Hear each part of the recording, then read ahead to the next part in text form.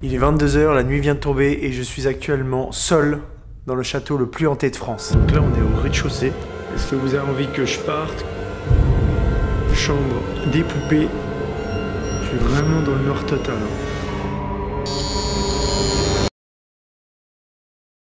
Aujourd'hui, je suis dans un lieu mythique, ça fait des années que j'ai envie de venir ici. Un lieu très connu dans le paranormal, pour ceux qui connaissent, vous l'avez reconnu, il s'agit du château de Fougeray. Et aujourd'hui, ça va être un épisode consacré à ce lieu. Je serai seul et je vais passer une nuit dans le château de Fougeray. C'est parti!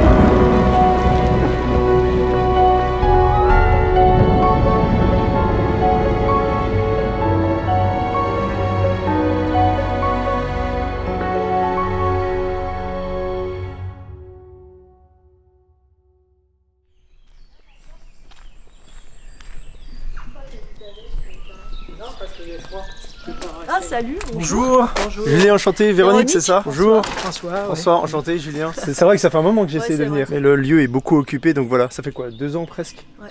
Non, c'est que je me méfie un peu aussi. Ouais, il y a aussi ça, Je dois le dire. Ouais. Donc voilà, on est arrivé à Fougeray. J'ai pas encore visité, donc vous allez me faire un peu visiter comment c'est à l'intérieur. Fais juste une visite succincte. D'accord, c'est parti. Merci. Alors l'entrée. Ouais. Hein, donc on t'expliquera, il y a une subtilité là avec la porte, parce que si on t'explique pas la subtilité, tu peux rester dehors. Donc ça c'est notre salle à manger, donc là c'est un peu, je dirais, la pièce de vie. Ça c'est la cuisine. Ok. Donc la cuisine qui est une ancienne salle de gare en fait.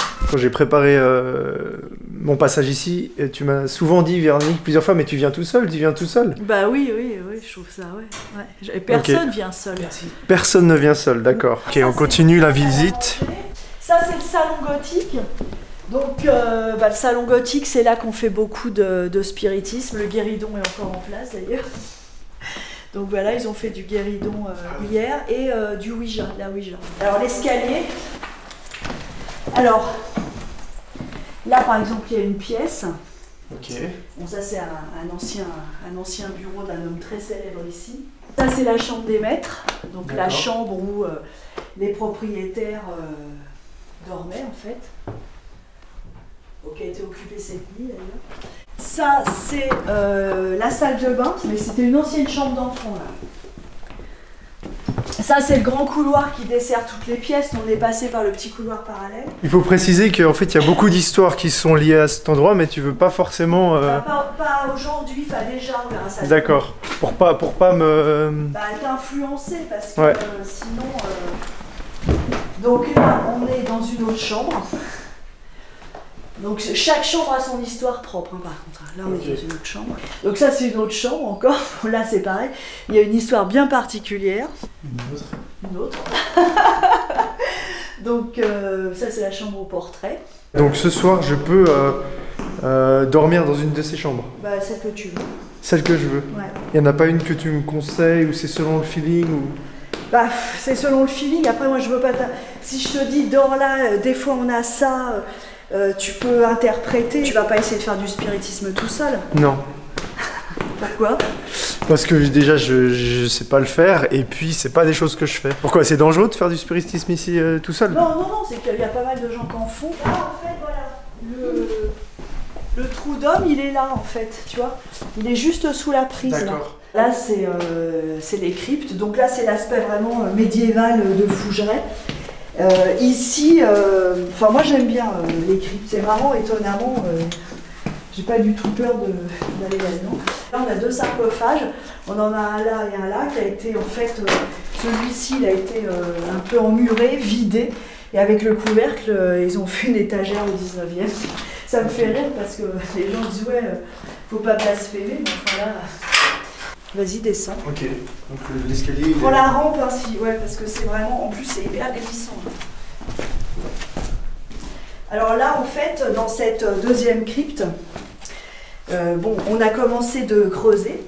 Donc, on a eu pas mal de choses intéressantes. On a commencé à choper des ossements, machin. Bon, moi, je les ai mis de côté pour voir avec le service de l'archéo. Bon, bah, t'as fait le tour. Beaucoup de personnes viennent au château de Fougeray dans l'espoir de capter quelque chose. Parce qu'apparemment, ici, il se passerait de nombreux phénomènes inexpliqués. Véronique et François l'ont acheté en mars 2009 pour le restaurer.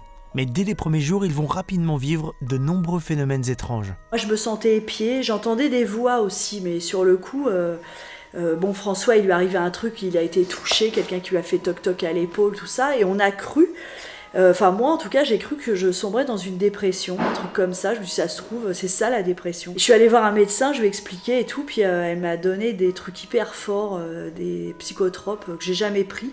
Parce qu'à l'époque, je devais soutenir ma thèse de doctorat en histoire, j'avais besoin de ma mémoire, de ma tête à 300%, quoi. Et donc on savait pas trop au début, c'était vraiment bizarre, quoi. Les phénomènes inexpliqués s'enchaînent, Véronique voit même des ombres traverser des pièces, ils entendent des bruits, des voix, des murmures, alors sans trop comprendre, ils décident de faire appel à des médiums, chose auxquelles ils ne croyaient pas du tout avant toute cette histoire. On a passé une nuit de dingue, parce que cette nuit-là, ça a été le baptême du feu, quoi, pour moi, parce qu'on a...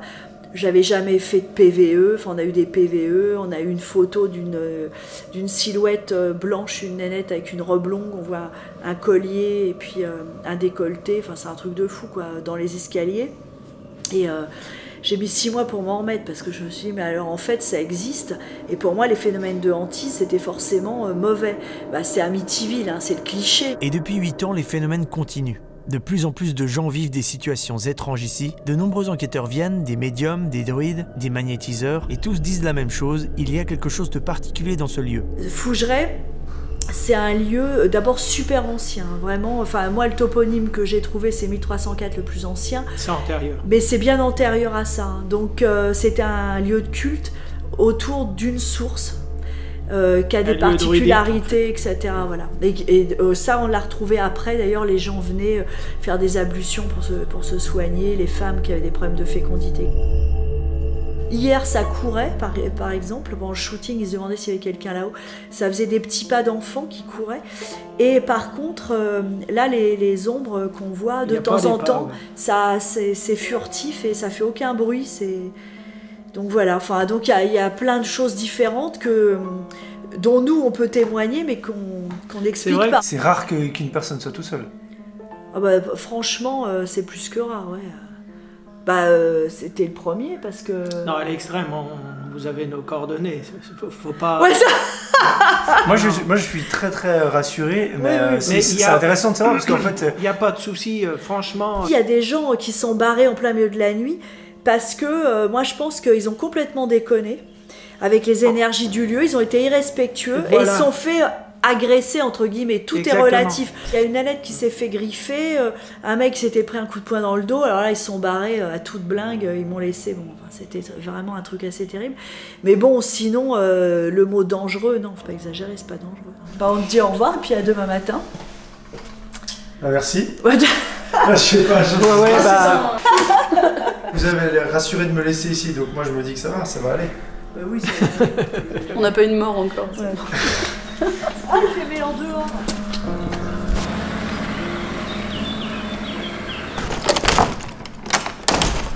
Voilà, je suis tout seul à Fougeray. Véronique et François et leur fille viennent de partir.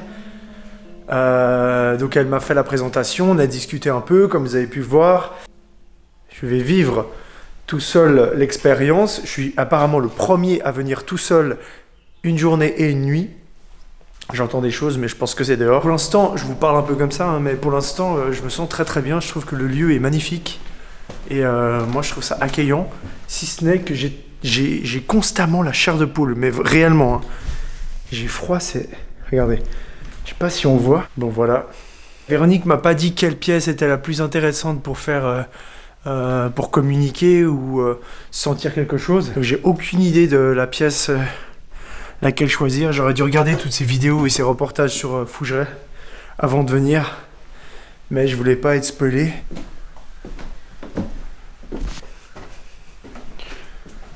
Là, cette chambre, c'est hors de question que je vais y aller à cause de ça. Est-ce qu'il qui est bien, c'est qu'ils m'ont laissé du matériel. Les ondes GSM de mon téléphone qui activent le mode avion. Et normalement... Qu'est-ce que c'est que ça? Les photos qui ont été prises ici apparemment. On voit comme une silhouette noire. Donc voilà, je vous ai présenté un petit peu à l'intérieur. Véronique et François nous ont raconté quelques anecdotes. Maintenant, il n'y a plus qu'à attendre que la nuit elle tombe, que l'obscurité envahisse cette partie de la France. Et puis on se retrouve ce soir pour le début de l'expérience. À toutes! Il est 22 h, la nuit vient de tomber et je suis actuellement seul dans le château le plus hanté de France. On va préparer les caméras. C'est très très calme pour l'instant. Synchronisation des caméras. Première prise de Fougeray. Voilà. Il me manque plus que le son et on va y aller. Mon plan ce soir, je pensais le faire en 3 étapes. Première étape, se promener avec mes 3 caméras, un peu faire de la reconnaissance, voir un petit peu ce qui se passe. Deuxième étape, passer en night shot. Troisième étape et la dernière, je vais aller me coucher. Je choisirai une chambre quand je serai fatigué, si c'est rien passé. Voilà un petit peu le plan de la soirée. On va continuer. Donc là, on est au rez-de-chaussée. Évidemment, ça a une autre ambiance que cet après-midi, mais je me sens bien. Premier étage.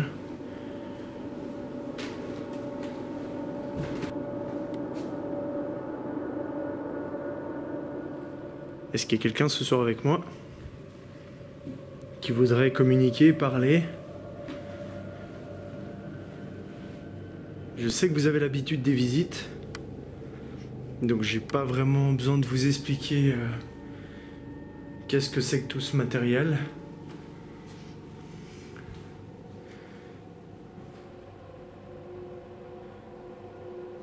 Est-ce que vous avez envie que je parte, que je reste ici? Merde.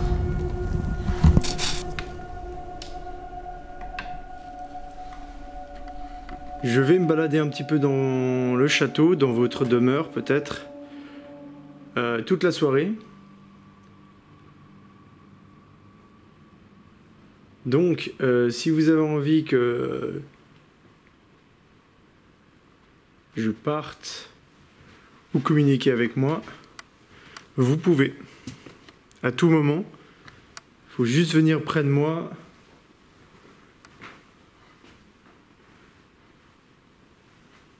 Premier étage. Plutôt très calme en tout cas, moi j'entends rien en direct de mon casque.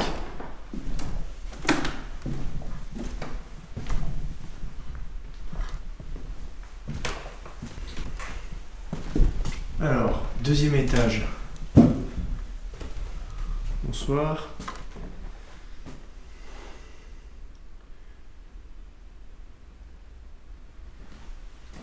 Est-ce que quelqu'un aurait envie de s'exprimer ce soir ?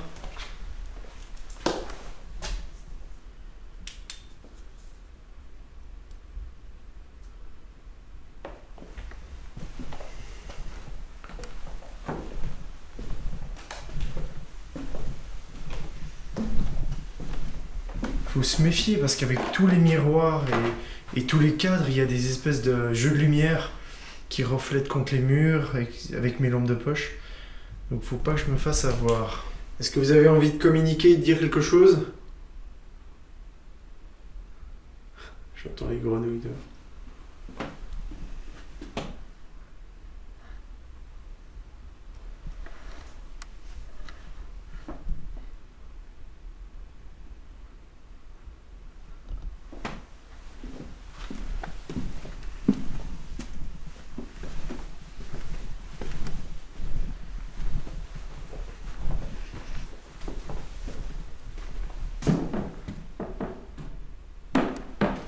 Regardez-moi ça, ça c'est la pleine lune. Magnifique. C'est parti pour la crypte.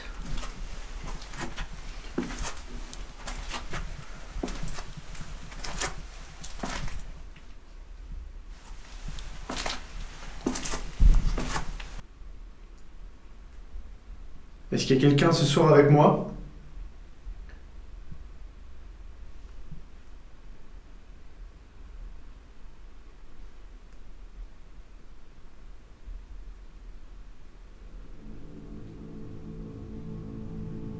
J'ai passé plus d'1h30 à me balader dans le château avec mes caméras et mon matériel pour tenter de capter quelque chose. J'ai même été faire un tour dehors.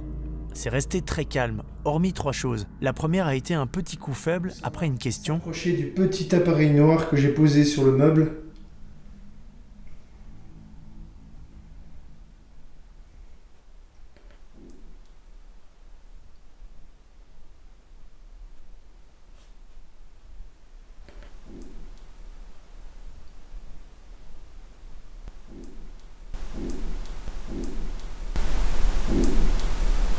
Ce bruit me fait plutôt penser à quelque chose qui bouge et pas le bois qui travaille, qui craque. Peut-être un animal ou quelque chose comme ça.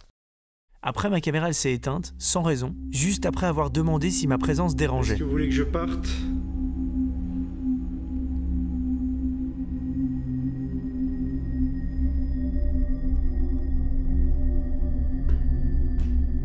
Ok. Ma caméra principale vient de s'éteindre. C'est pas normal. J'ai cru qu'elle avait plus de batterie, donc au début je me suis dit c'est pas grave. Mais quand là elle a encore 35% de batterie. Et généralement elle s'arrête quand elle a 5% de batterie, même 1% de batterie. C'est un Sony hein, A7S. Bon, ça peut être le hasard. La troisième et dernière chose que j'ai entendue pendant cette étape, comme si quelqu'un se déplaçait doucement quelque part dans le château.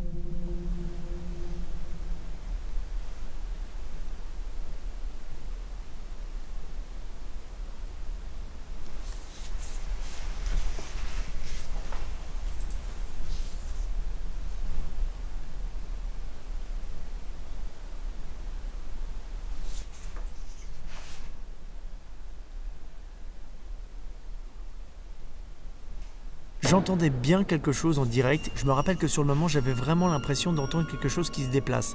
C'est quasi inaudible, peut-être un petit rongeur qui se balade dans le château. Ce sont des petits événements, donc je décide de passer à l'étape 2 et poursuivre ma chasse sans lumière, dans le noir total avec des lampes infrarouges en mode night shot.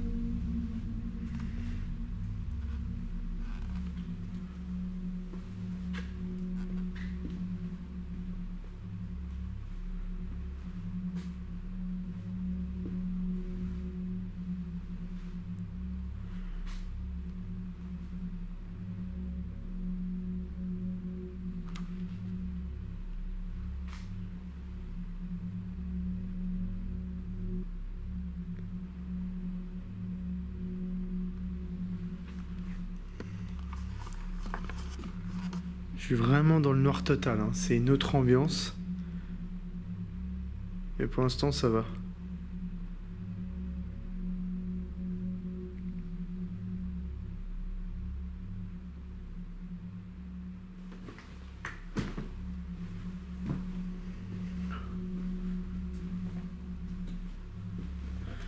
Je pensais installer l'enregistreur dans cette chambre-là.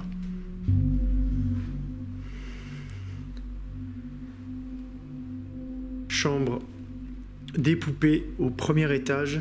Donc je l'ai installé ici. On va le laisser dans cette chambre.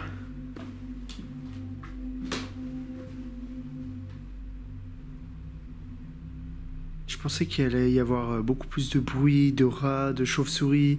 Mais là, il y a zéro bruit. Il n'y a rien du tout.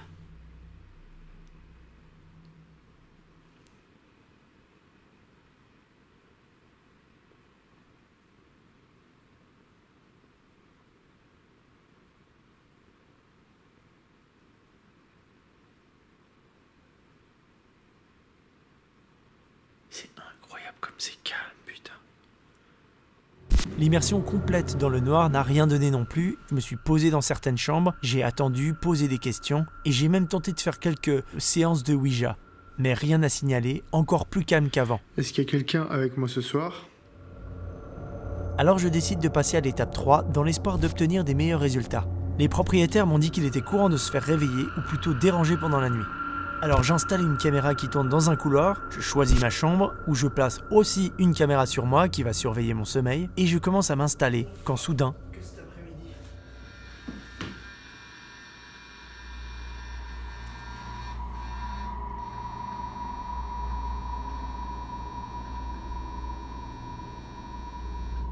le détecteur EMF que j'ai mis à côté de moi sur la table de nuit s'excite tout seul. Est-ce qu'il y a quelqu'un avec moi ce soir?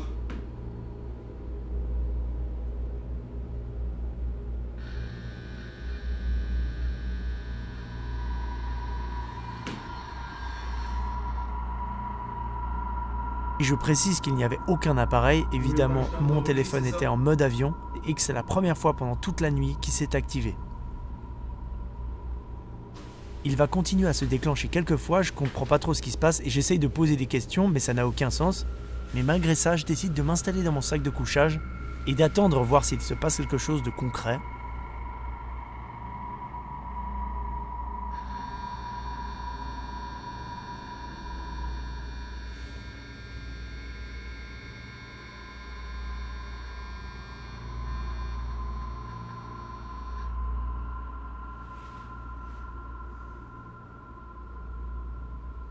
Est-ce qu'il y a quelqu'un avec moi ce soir?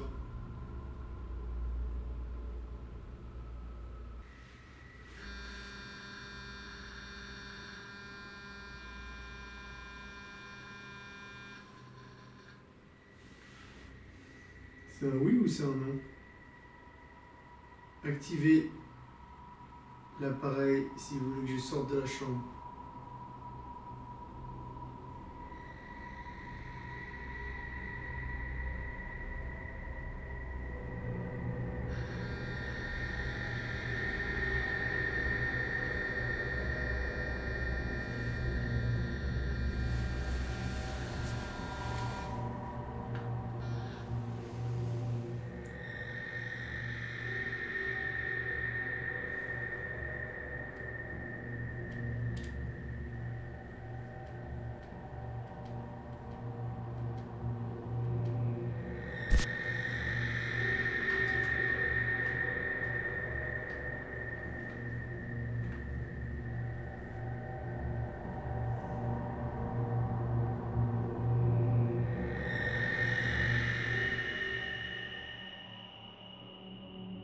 Durant la nuit, rien de spécial pour moi.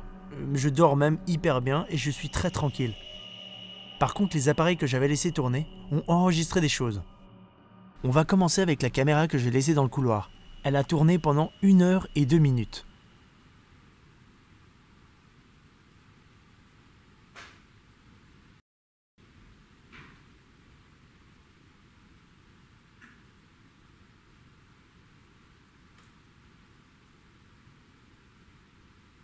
Pour le magnétophone que j'ai laissé au premier étage, lui aussi a enregistré des bruits, peut-être dus au bois qui travaille.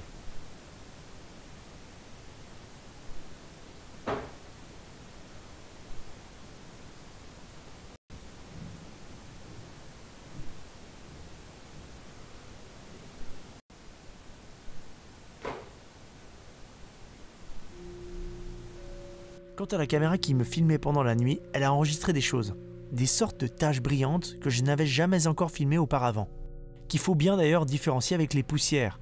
Ces taches sont différentes, elles brillent. Alors est-ce que c'est ma caméra qui pète les plombs ou simplement des poussières qui passent dans un angle très précis de la lumière infrarouge?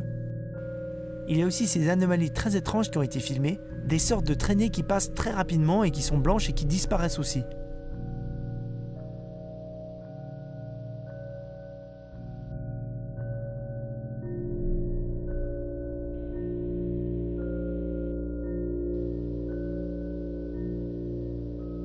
Elle a aussi enregistré des sons très durs à distinguer à l'oreille, mais on entend clairement plein de petits sons qui se sont enregistrés pendant toute la nuit.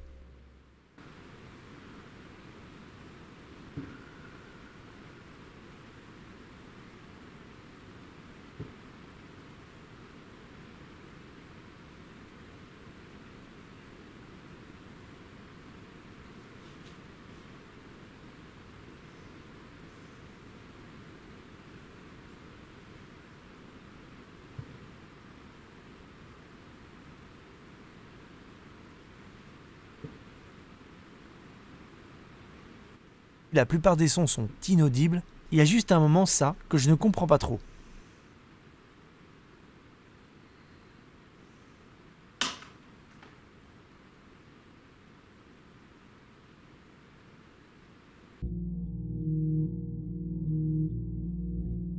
Il est 8 h. J'ai honte parce que j'ai totalement bien dormi. La nuit était très tranquille. Il y a quelques fois le détecteur EMF, on l'a vu, qui s'est déclenché. Rien de spécial. Je suis en train de réfléchir si j'ai entendu des bruits, je crois pas. Mais j'ai bien dormi en tout cas. Il y avait cette caméra qui me filmait pendant la nuit. Tac. Voilà, une caméra que je vais laisser tourner pendant quelques heures la nuit.